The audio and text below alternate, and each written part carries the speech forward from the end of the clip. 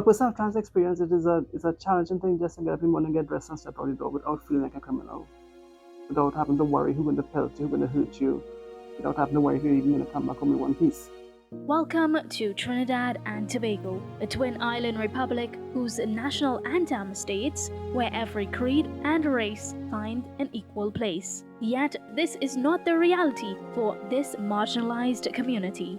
The government, the society would not create laws for a section of people or society that just doesn't exist. Trans people don't exist. I remember when I was younger and my parents went to bathe, I would put on my mom's nightie and go and put on her heels and run around the room. And that was fun for me. It wasn't anything that was inherently girly or boyish. It was just me doing what I wanted to do. Rae Alibey, director of Trinidad and Tobago Transgender Coalition and a caseworker for CAISO Sex and Gender Justice, gives us a better understanding of what being transgender means. People don't really understand what it is to be trans. They hardly even understand what it is to be queer or gay, so far less when you complicate it with being trans. Because under the trans umbrella, we have the drag queens, the non-binaries, the agenders. We have the binary trans, like the trans men and the trans women. We also have the bigenders. We even have the female impersonators. Anybody who does not exist on male masculine, female feminine, any permutation that happens between these 2 points falls under the trans umbrella. I would have gone on the radio station sometime last year and I did a whole segment on what it is to be intersex and how one understands sex beyond just looking and seeing a penis or a vulva, and understanding that there's some things happen at the chromosomal level, at the hormonal level, in the way identity is shaped and formed. I think some cultures see us as like a cancer on the organ that is society, but we're not. We're just experiencing the world in a different way. Meet Taylor, director of Transgender, Non-Binary, Trinidad and Tobago. So to give you some context, I grew up very religious, to the point that I would consider the church that I was in a cult. I will not say that it's like normal Bible Belt church. It's very much cultish in the way that we interacted. I grew up very much removed from anything secular or anything that wasn't associated with the church. So it wasn't until Form 3 and people started talking about who they liked and who they didn't like, I realized that there was this boy in my church that I did like, and I was like, oh, so what they're talking about is what I'm feeling, but I'm not feeling it for a girl, I'm feeling it for a boy. We started messing around, and that's how I realized I liked boys and I didn't like girls.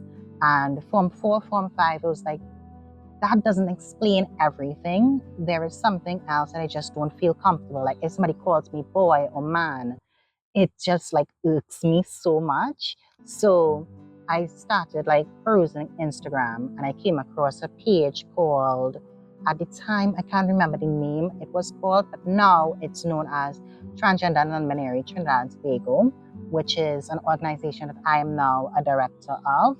And I reached out to them and I was like, what is this thing? And we started talking and they introduced the idea of being trans to me. And I was like, this is the language to the feelings that I'm having. And that's when I realized this is the path that makes me feel most comfortable. Before I met the group, it would have just been my sibling. Because my sibling was on their own journey, but it was a parallel journey. Because they, in the end, also identify as trans and queer. That's pretty much how it was, just talking to them when I could and hearing what they are feeling and getting some level of support there. If I came out and started talking about how I was starting to see the world, I would have been shunned, and it would have been very dangerous for me and my sibling. And my parents were very much in that, and they believed everything that was going on. So we had to hide from them, hide from the church, and maybe come out to our friends. For many transgender individuals living in Trinidad and Tobago, finding support has been quite difficult. That was until NGO support groups such as Trinidad and Tobago Transgender Coalition 3TC, founded by the late Brandy Rodriguez, was formed.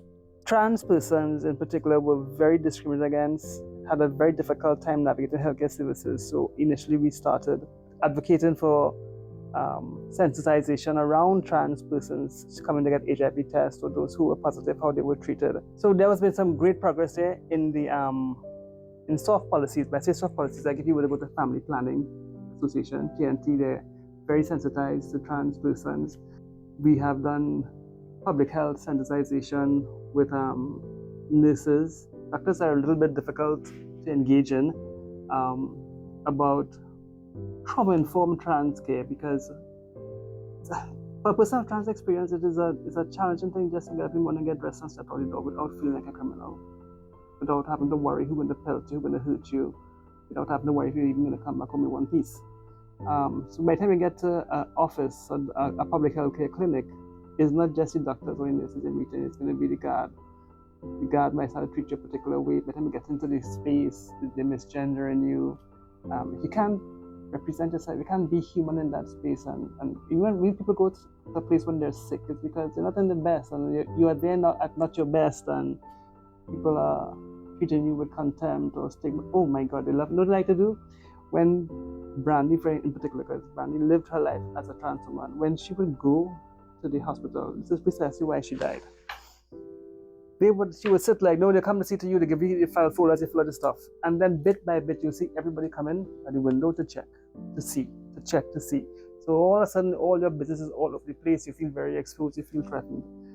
So the work that we have done, which incidentally is the very same thing that took away from us, was to sensitize doctors and nurses, persons in the healthcare system, about delivering trauma-informed care. So you're seeing the trans person not just as somebody who's coming with a STI or with a fever, but understanding that that person is coming from a place of emotional and psychological hurt. In terms of violence, I don't even have to talk about violence. You see them on the news ever so often. Goldie murdered. This Mirage Venus boy, very beautiful. The guy and this guy, Sasha Fierce, murdered. And that's the ones that actually make the blip or the radar that actually gets reported. So what about those who are not reported, or those who are facing domestic violence in the private spheres of their families? There's a lot of violence. There's a lot of violence towards most at-risk community is the trans community. So there are no laws. So you get beaten up, you get evicted, you get raped, you get thrown out of home as a minor. There's nothing for you. You get fired, there's nothing for you. The Equal Opportunity Act makes it very clear that it is a discriminatory act, because it says very clearly that they will not recognize discrimination based on gender or sexual orientation. And then there's the bathroom drama. I'm telling you, most trans people prefer to not use public restrooms. So if you're trans masculine, you go into the female restroom, which is where they want you to go anyway, it becomes a problem. They want to know what that man doing in there. If you're a trans woman and you go into the men's bathroom and you have all the parts of a male, then either you're at risk to get beaten up violently, or they want to know what this woman is doing in here. So it is very, very uncomfortable actually navigating the society that is not understanding or tolerant of gender diversity. I will rather feel more comfortable going to a female washroom without having to worry about whether a male just like a female is in the washroom. I personally find it shouldn't happen, because it's not the right thing to do, and yeah, I don't know what to say. In addition to these external challenges, transgender individuals often experience internal struggles, most notably a condition known as gender dysphoria. Gender dysphoria is like this. You see, for somebody who's a binary trans, somebody who's assigned male at birth but identifies as woman and wants to dress and live their life and navigate the world as a woman, get up in the morning and look at themselves in the mirror and seeing a stubble, or seeing, the harsh jawline, or that I have had clients who would not speak because they have gendered their voices, so the depth in their voice becomes an annoyance to them. or would not even masturbate or touch themselves in the genital area because it is something that feels so foreign to them that they don't see this as being part of themselves. That is some serious gender dysphoria. It's like getting dressed. You know when your mother puts you in a dress long time and you hate it, but they want you to wear it because everybody say it's nice and it's just Sunday best, and no matter what you do, they'll make you wear it and force you to wear it. That is what it's like for a person of trans experience who's of binary trans experience. That this thing that is body they're seeing there, this whole gender performance is just is anathema to them. But then they have like body dysphoria. So there are parts of the body that become specifically distasteful. So we might find some mass women who may not identify as trans, even in intimate relationships. Things like their chest, they don't want their partners touching their chest because it becomes part of the like, it's uncomfortable, it's not something that they want.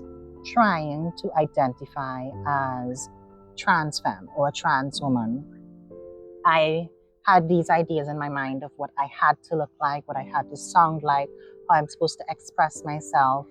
And that caused a lot of dysphoria in myself, in my body and my voice. Even to now, I still have some dysphoria with my voice.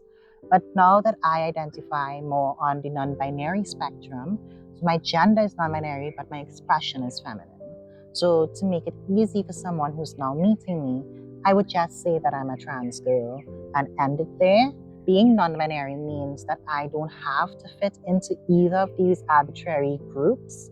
So I'm able to just be me, whatever that might be. Today, I feel a bit more comfortable with the way that I look. Of course, I think there's something that we can all agree on. You look in the mirror and there's always something that points out to you and you're like, I wish I could change that. That's just a human condition. I don't think it's a trans condition.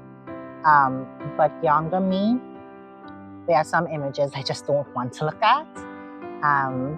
I feel good with how I look. We have existed for so long, and just because we were colonized, that history was removed, but it's not forgotten. I would like to see a Trinidad and Tobago that offers gender affirming care, that does not violate the human rights of trans persons, one where education is safe, where employment is sensitive, where healthcare is just. I would like to see a Trinidad and Tobago that I really like to reimagine Trinidad and Tobago to be a place. You see that thing where every creed and race find an equal place? I would like to see that.